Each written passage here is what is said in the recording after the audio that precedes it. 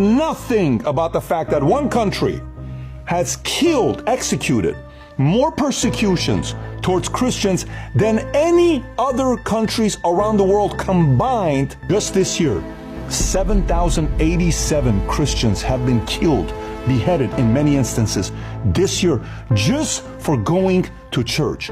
Today we're going to talk about the events that are taking place in Nigeria targeted towards Christians. Thumbs up and subscribe to the channel. Let's get right into it. So watch this. If you're watching this and we know mainstream media is not going to be talking about this a lot with other people, you want to get more exposure to it, share with other people. Let me tell you why. Since 2009 till 87, just this year, 100 abducted. They disappeared. Can't find them anymore. You just don't take your kids to church. All you want to do is go pray, maybe, sing a little bit, worship music, listen to the pastor, the preacher, what they have to say, the priest. 19,100 churches have been destroyed. By the way, use that they have. And in Nigeria, specific areas, they're being targeted. Now, who is doing the targeting to these Christian communities, these Catholic churches? They're saying, well, what do I do? I just want to go to church. I can't. You saw service. With everything that's going on, I mean, we get the challenge with our faith a lot of times. How strong is our faith? Is our faith as strong as this guy? They're still in church.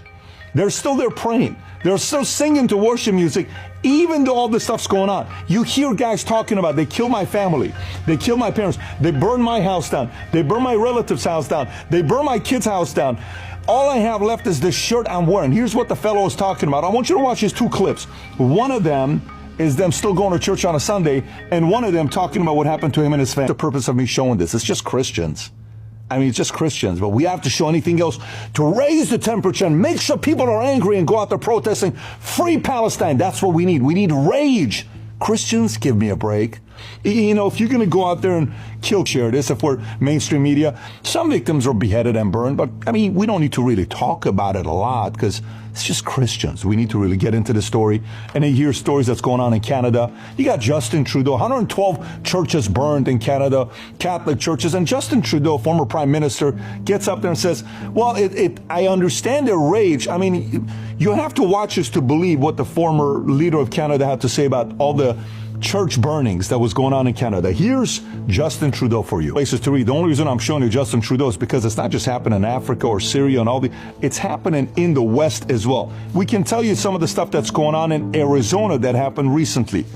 This is taking place, and so a lot of Christians are saying, hey, what do we do about this? Do we just sit around and not do anything? What can we do about this? Some are saying, hey, well, that's why we need a crusade.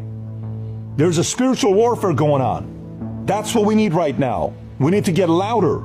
Some are saying mainstream media should talk about it.